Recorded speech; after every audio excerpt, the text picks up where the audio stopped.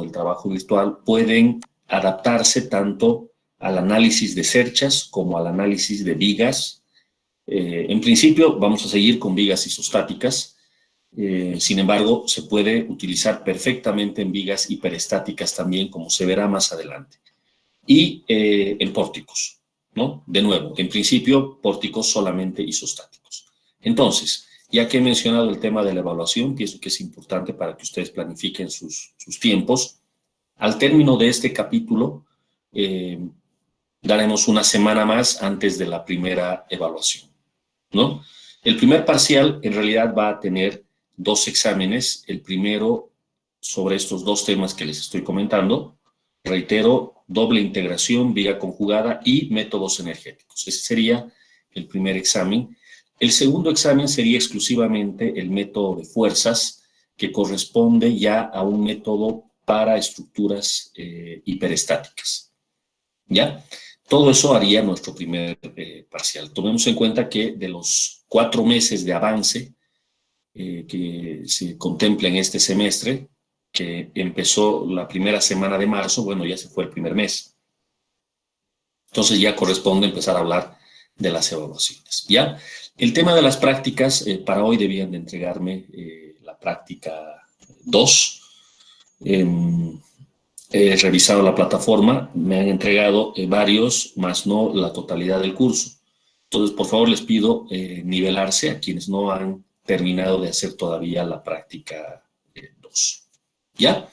Entonces, antes de arrancar, si hubiese alguna pregunta sobre lo que acabo de decir.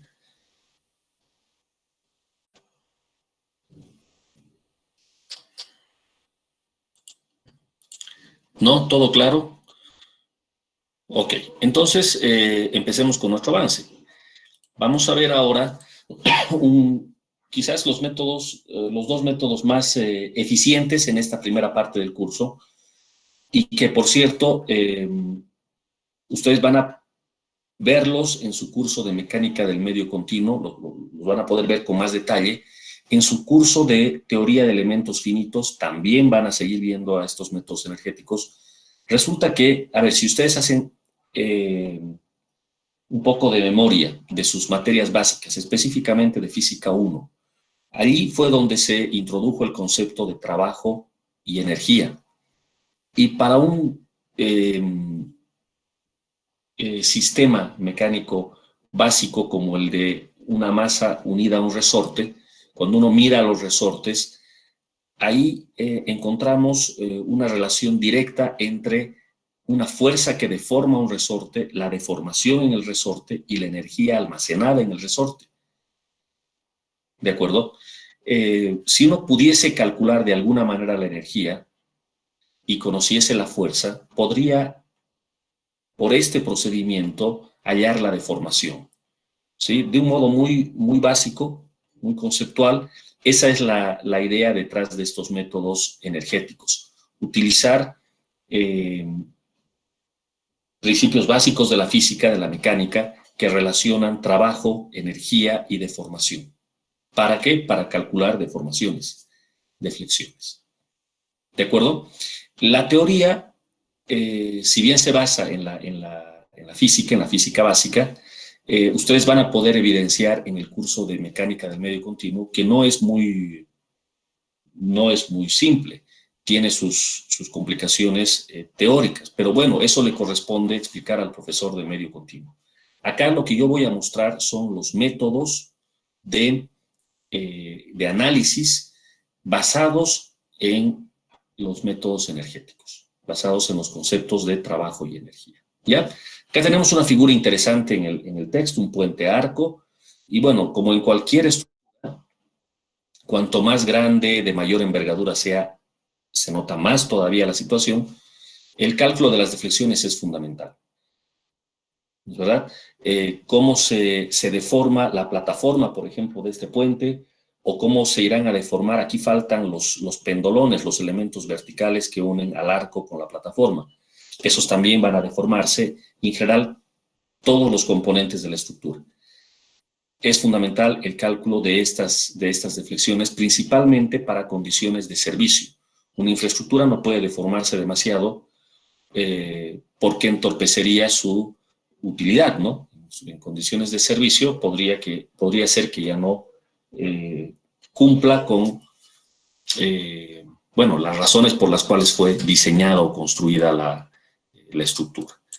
Bueno, tengo la versión en inglés, pero ustedes ya saben que tienen que leer el texto en castellano si así lo desean.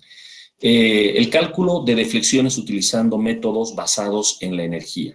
Necesito recordar algunos conceptos, voy a ampliar un poquito, algunos conceptos básicos como lo que es trabajo, lo que es energía por deformación. ¿De acuerdo? El trabajo, en su forma más básica, ustedes saben que es fuerza por distancia. Si yo estoy pensando en un sólido, cualquiera, esta sería la forma más sencilla de analizar el problema, un sólido con una dimensión dominante, su longitud, una fuerza en el sentido de esta dimensión dominante, una fuerza axial, que ocasiona una deflexión. Este problema ustedes ya lo han analizado en resistencia de materiales, es lo primero que uno estudia en resistencia de materiales. La relación entre esta fuerza, la longitud, el área de sección transversal y la deflexión delta. Si uno grafica la relación entre la fuerza y la deformación, pues para la deformación delta que estamos viendo acá, se puede hallar esta relación lineal. ¿De acuerdo? Donde la constante, que aquí llegaría a ser P sobre delta, tendría como sentido físico la rigidez, ¿no? El equivalente a la constante de un resorte, si es que este, en vez de ser un sólido, fuese un resorte estirado. ¿De acuerdo? O sea, esta es la ley de Hooke.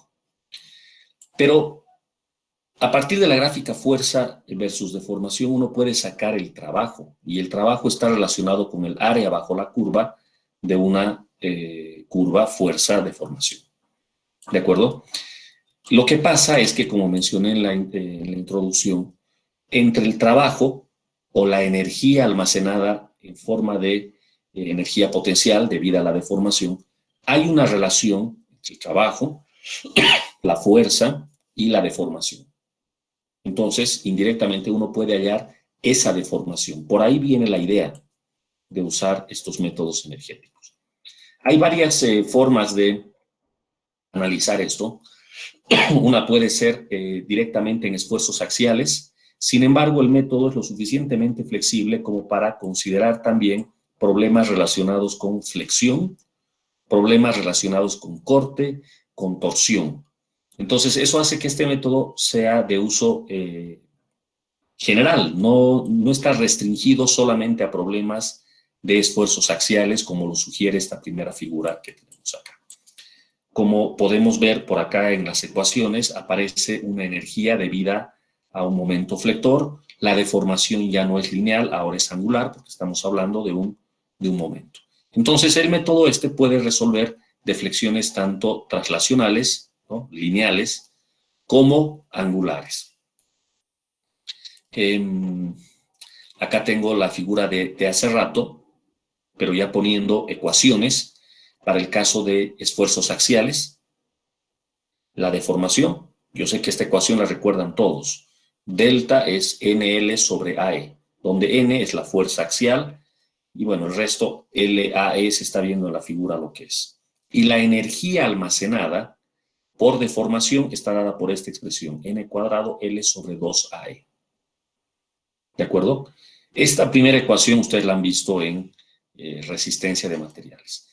El mismo problema aplicado a flexión, bueno, permite relacionar deflexiones, que serán ahora angulares, con momentos flectores. Aquí tenemos al momento flector, que es producto de esta carga externa, puede ser una carga distribuida, una carga puntual, no importa, se aplica exactamente igual. Sea como fuera la carga externa, siempre es posible calcular unos momentos y a partir de esos momentos las deformaciones. Hay un principio que se llama principio del trabajo y la energía, bueno, que en realidad todos ustedes lo han visto en Física 1. Los teoremas trabajo-energía, el teorema trabajo-energía, los estudiamos desde la física básica. Hay una relación entre el trabajo y la energía. En este caso, nos vamos a concentrar en energías por deformación, que es lo que corresponde a un problema de estática, que es lo que estamos acá analizando. No vamos a mirar en detalle las ecuaciones, entre otras cosas porque la teoría es aún más amplia que como lo muestra Hibbeler. Y eso tienen que estudiarlo, repito, en el curso de mecánica del medio continuo. Pero sí, estoy aquí haciendo más o menos un resumen de los conceptos que intervienen en las ecuaciones. ¿Ya?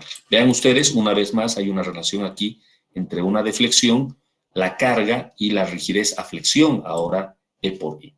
Entonces, en todos los casos, y sin importar si estamos hablando de esfuerzos axiales, de cortantes, de momentos flectores, de torsores, siempre es posible relacionar las fuerzas externas con la energía de deformación y con las deflexiones producidas por estas fuerzas. Bueno, hay un principio que en física del medio continuo se conoce como principio del trabajo virtual. Es un poco, bueno, es bastante profundo, digamos, el concepto, la teoría, ¿ya? Pero bueno, en esencia se resume en esta ecuación 912, el trabajo hecho por cargas externas es exactamente igual al trabajo hecho por cargas internas. Las cargas externas, claro, son las cargas que actúan sobre el sólido, sin importar qué sólido sea. Esto en la realidad será una cercha, será un pórtico, será una viga, no importa. Tenemos fuerzas externas, eso representa las fuerzas externas. El trabajo que hacen las fuerzas externas será la suma de fuerza por deformación, porque trabajo es eso, ¿verdad? Fuerza por distancia, fuerza por deformación en este caso. Y se aplica exactamente igual para las fuerzas internas, ¿no? Claro, y aquí en las fuerzas internas aparecerán los esfuerzos que nosotros requerimos calcular, en momentos axiales, lo que fuere, ahí adentro.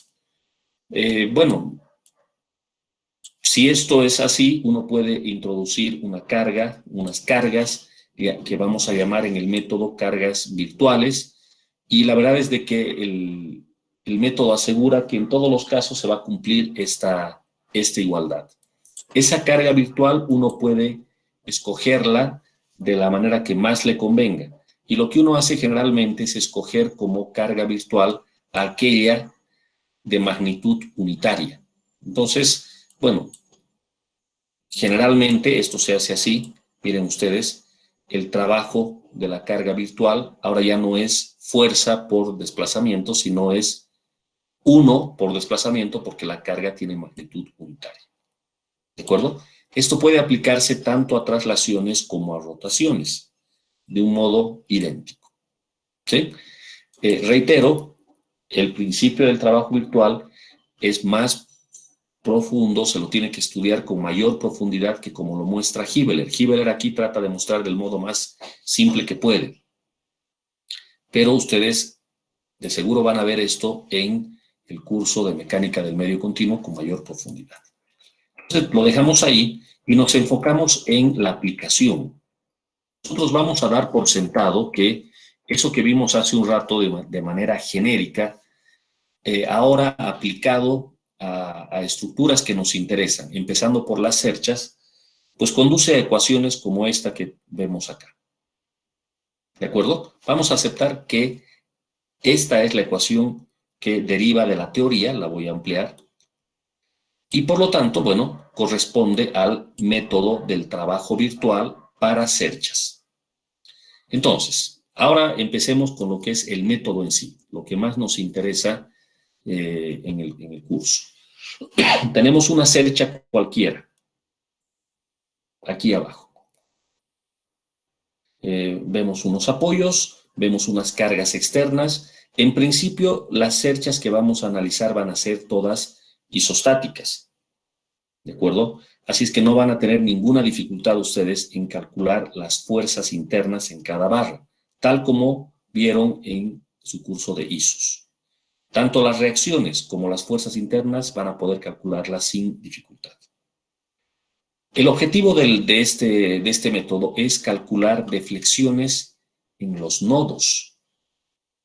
¿Cuánto se desplaza, ya sea en una o en otra dirección, un determinado nodo de la cercha. Por ejemplo, el nodo B, que estamos viendo acá, donde dejo el cursor.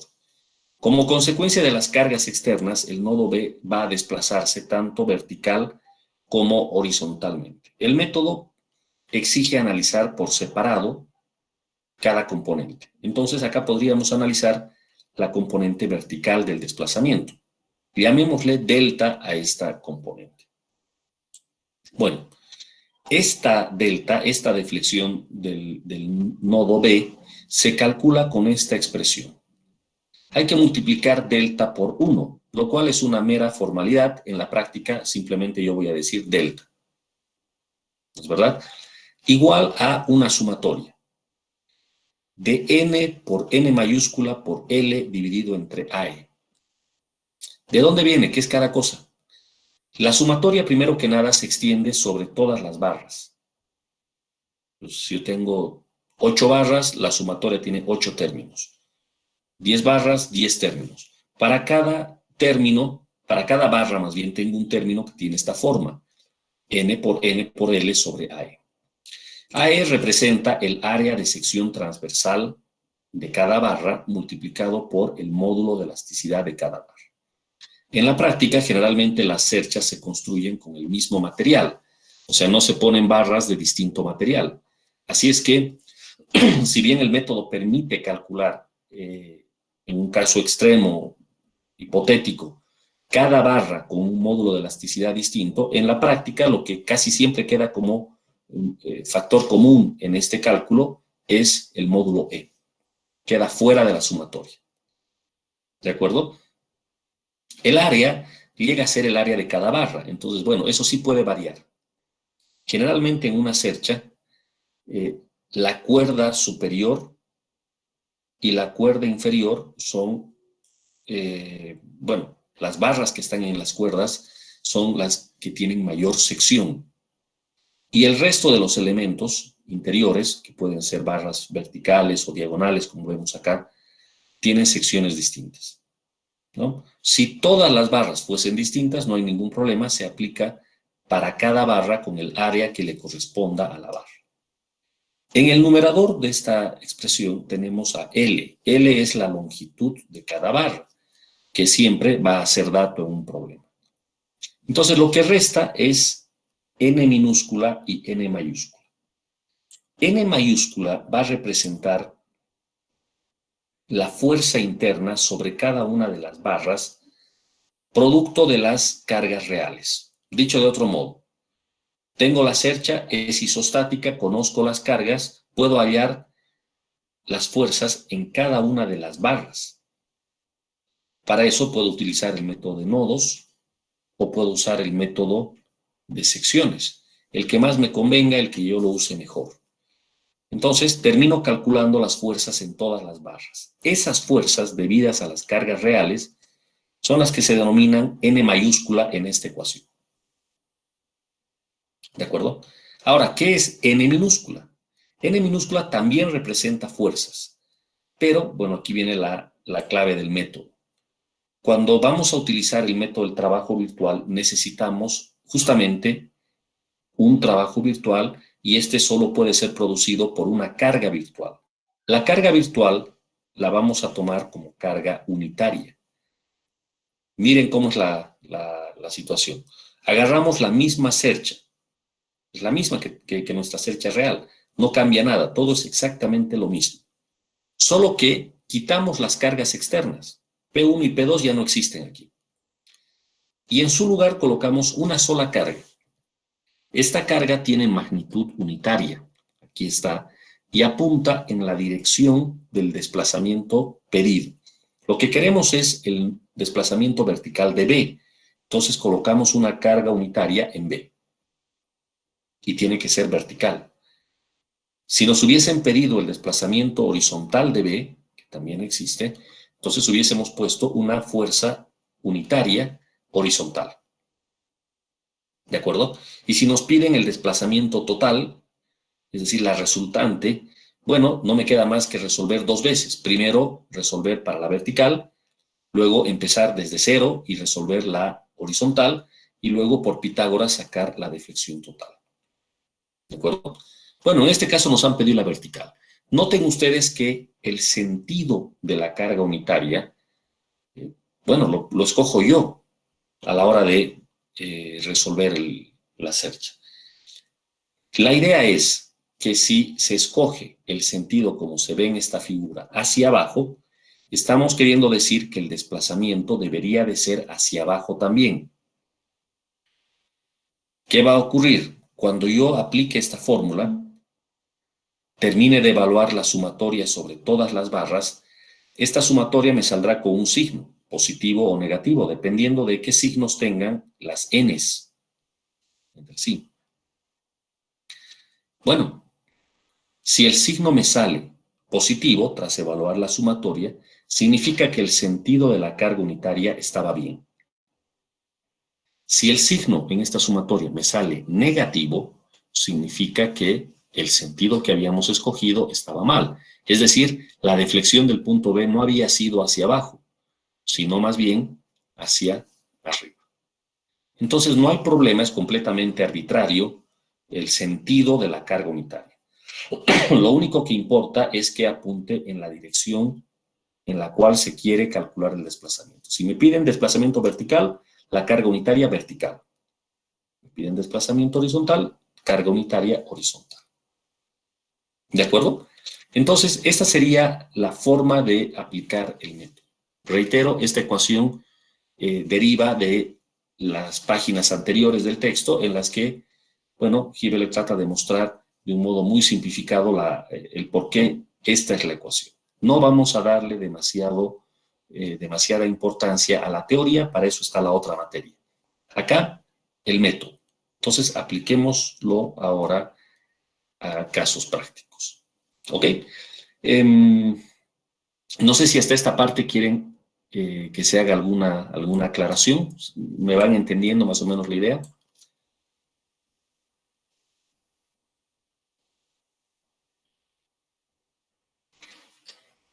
Sí.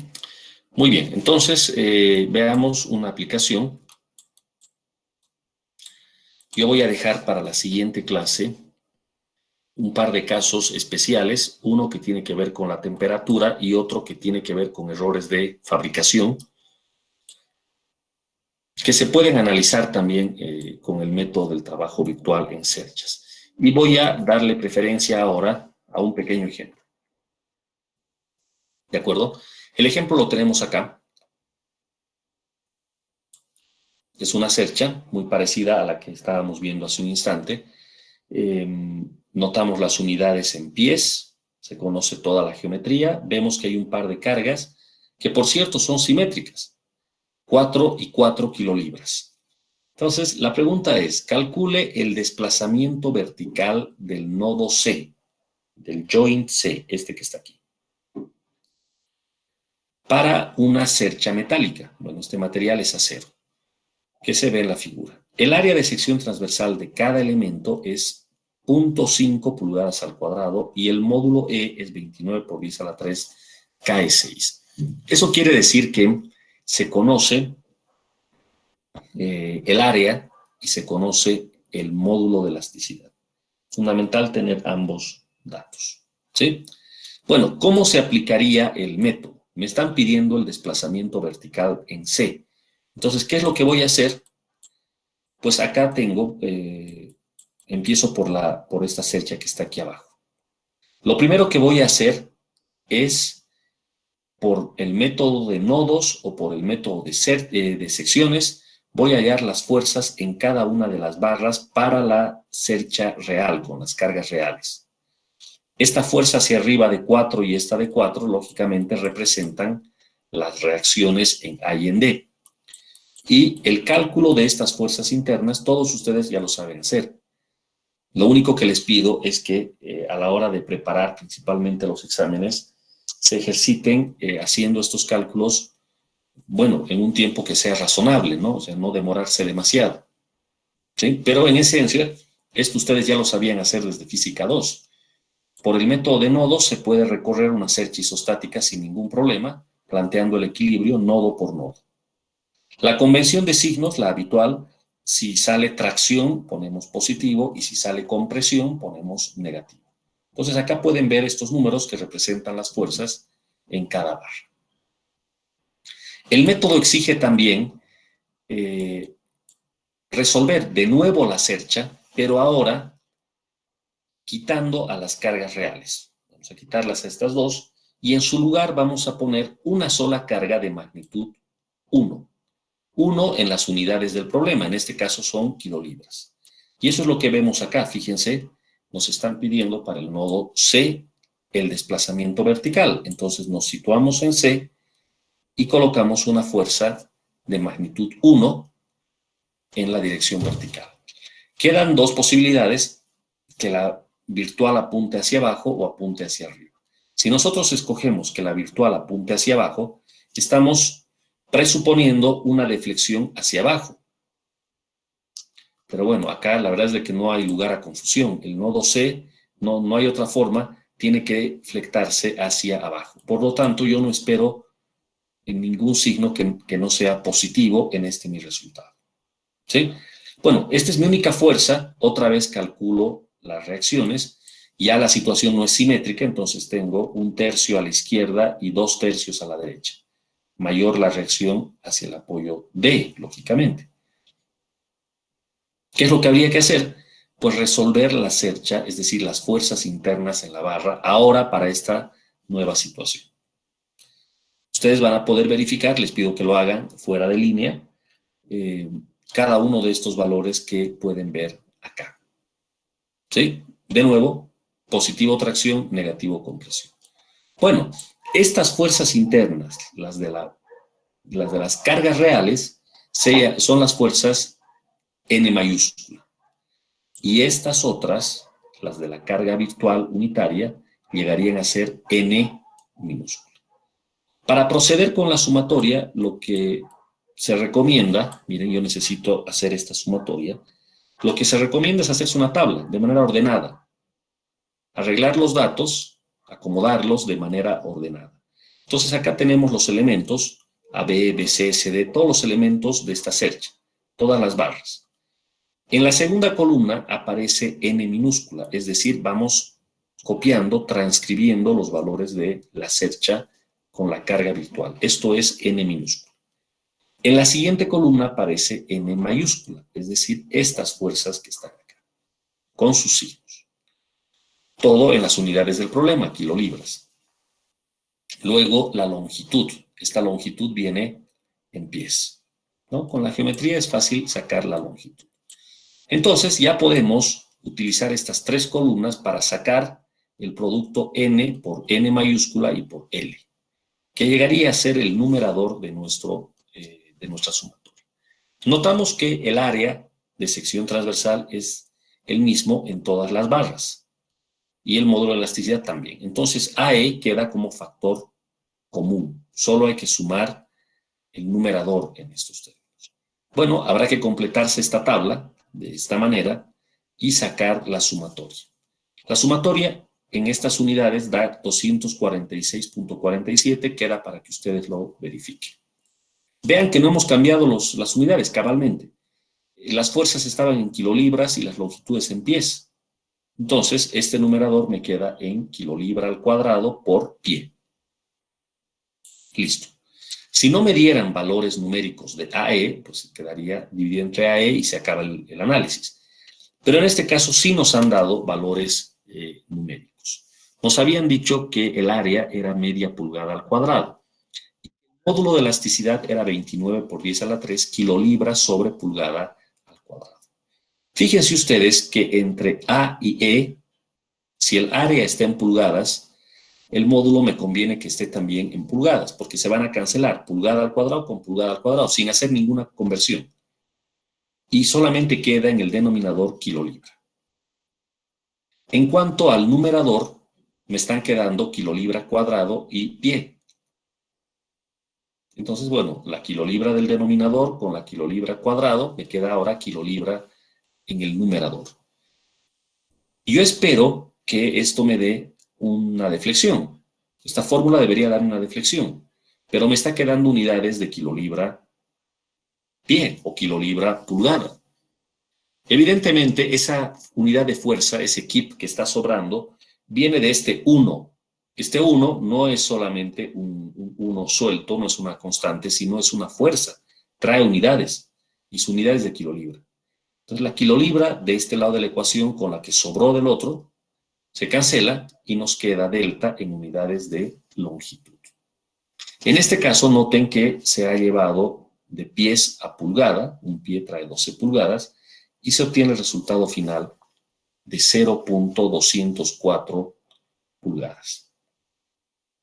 El signo ha salido positivo, ya lo habíamos notado acá al principio, y claro, tenía que serlo, ¿no?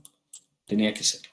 Solo por ver qué ocurre, ustedes podrían modificar esta dirección y colocar la carga puntual unitaria hacia afuera, hacia arriba, mejor dicho. Y bueno, lo que va a ocurrir es que las fuerzas, todas estas fuerzas, no van a cambiar en magnitud, pero van a cambiar en signo, todas. Y cuando vayan a hacer esta sumatoria, pues ese signo va a prevalecer y va a quedar el mismo valor numérico, pero negativo. Con lo cual, llegaremos a la conclusión de que el desplazamiento tiene que ser hacia abajo, como se puede ver. Entonces, bueno, ahí termina el ejercicio. La verdad es de que lo más laborioso es hallar las fuerzas internas en cada barra. ¿De acuerdo? Es un método muy sencillo, pero reitero, dependemos de que se pueda calcular estas fuerzas en un tiempo razonable, no demorarse mucho y sin equivocarse. ¿Ya? Entonces, por favor, ustedes completen este ejercicio, o sea, mirando el libro, hagan el cálculo, realmente háganlo. No es porque alguno no sepa hacer esto, todos ya lo saben. Absolutamente todos pueden sacar esto. Es simplemente para que lo hagan más rápido. Incluso hay otra situación. Este método, así como lo ven, se traslada fácilmente a una planilla Excel. Facilito. Entonces, una de las cosas que ustedes deberían de tener es una planilla Excel del método del trabajo virtual. Entonces, ustedes meten las longitudes, tal vez las áreas de cada barra, y lo único que tienen que hacer es en esa tabla introducir las fuerzas N y N mayúscula. Incluso se puede programar, y esto yo les voy a mostrar ya la siguiente clase, se puede programar de manera de que el método de nodos, por ejemplo, aplicando uno por uno sobre todos los nodos, pues permite hallar las fuerzas, y eso también se puede programar, que es simplemente hacerse unas cuantas líneas de código para suma de fuerzas en X igual 0, suma de fuerzas en Y igual 0, y que un pequeño programa escrito en lo que fuere me dé las fuerzas. Entonces yo rápidamente voy copiando mis fuerzas aquí y completo mi tabla, y luego la tabla automáticamente me saca la sumatoria. Esa sería la idea, ¿de acuerdo?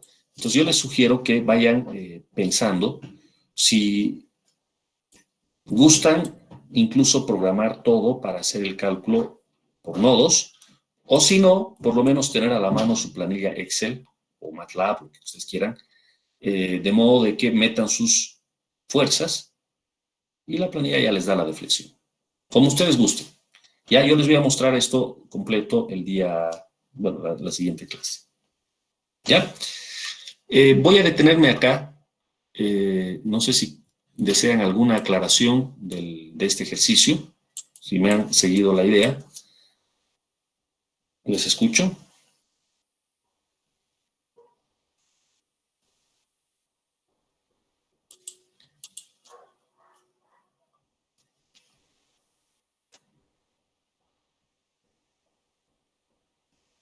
¿No? ¿No hay preguntas?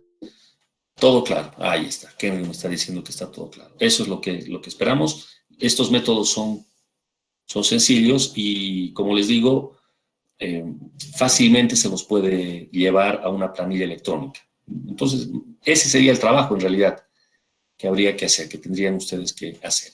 Desde ya en los exámenes, mucho mejor si usan planillas. O sea, lejos de prohibir que utilicen, más al contrario, les aliento a que sí lo hagan. Utilicen planillas. ¿De acuerdo? Obviamente, si alguien quiere hacer todo a mano, lo puede hacer también, no hay ningún problema. ¿Ya? Bueno, jóvenes, voy a detener la clase en esta parte y continuaríamos el día lunes hablando sobre estos métodos energéticos. ¿Alguna consulta antes de que nos vayamos? Ingeniero, si quisiéramos calcular el desplazamiento horizontal, ¿cómo aplicaríamos la carga virtual?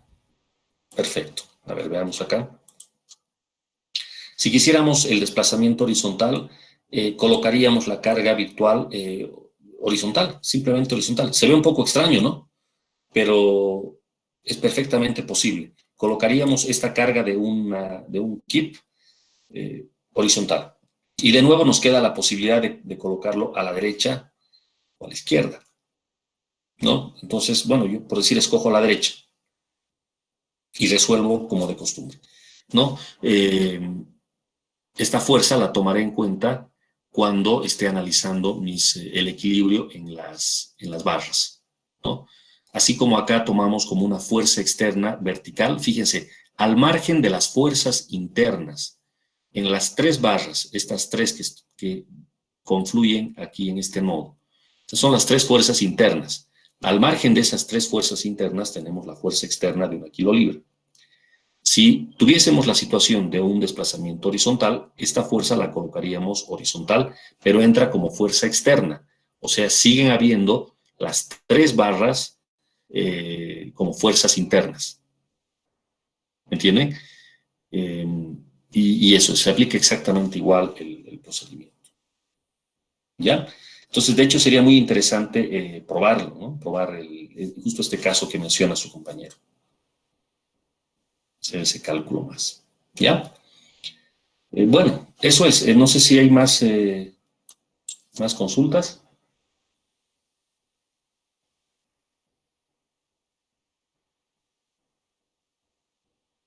¿No? Bueno, jóvenes, entonces aquí nos detenemos. ¿De acuerdo? Nos encontramos el día lunes ya para hacer la clase completa, en el horario habitual. Buen fin de semana, muchachos. Hasta la próxima. Hasta luego, Inge. Chao, Inge.